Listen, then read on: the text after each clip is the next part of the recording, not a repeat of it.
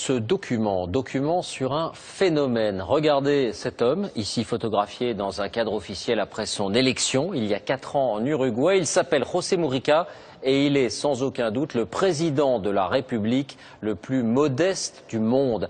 Il refuse d'habiter dans les palais, il a même vendu l'une des résidences présidentielles. Il met un point d'honneur à vivre comme un retraité ordinaire, dans sa ferme, pour afficher son opposition à la société de consommation. Nos envoyés spéciaux, Maryse Burgot et Laurent Desbois, l'ont rencontré. Voici leur reportage. La maison est tellement modeste qu'on se pince pour y croire. Et les vêtements du chef de l'État sont assez peu protocolaires. Ce matin-là, José Mujica, 78 ans, président de la République de l'Uruguay, nous reçoit chez lui en vieux survêtement.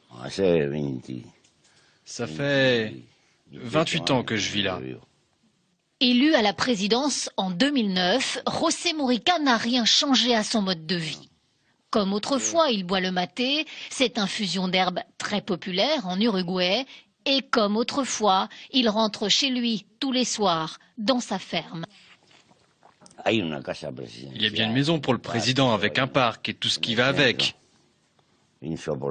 Insupportable. Si tu veux une tasse de thé, il faut marcher 200 mètres.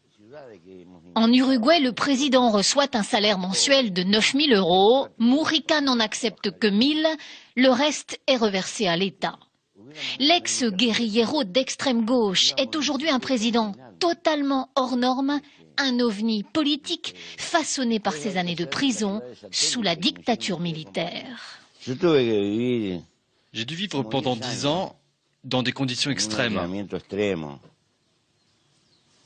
Et quand la nuit, j'avais un matelas pour dormir, c'était comme avoir gagné à la loterie. Alors j'ai appris à vivre avec rien. Je ne fais pas l'apologie de la pauvreté. C'est plutôt l'apologie d'une vie avec seulement ce qui est nécessaire. Chez les Mujica, pas de personnel de maison, la première dame se charge de la cuisine. Le racetisme n'est pas une façade.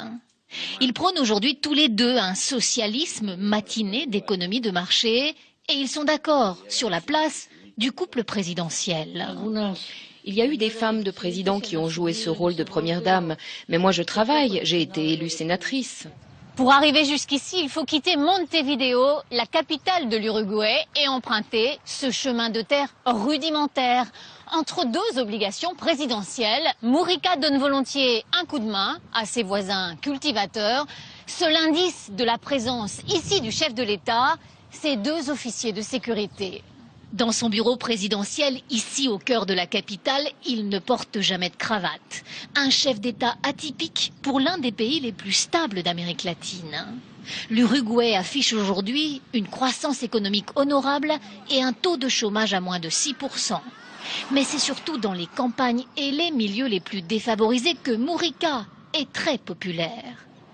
Pas d'avion privé pour ce président. Ce jour-là, il atterrit dans un appareil de la garde civile à Salto, au nord du pays. Il a troqué son survêtement contre un jean. Il vient inaugurer des logements sociaux pour des mères célibataires. Le président se laisse embrasser et photographier avec bonhomie. Ses gardes du corps ont ordre de ne rejeter personne. Il est un exemple pour nous. Avant lui, personne ne reversait son salaire, c'était même plutôt le contraire. On avait le sentiment qu'on nous volait.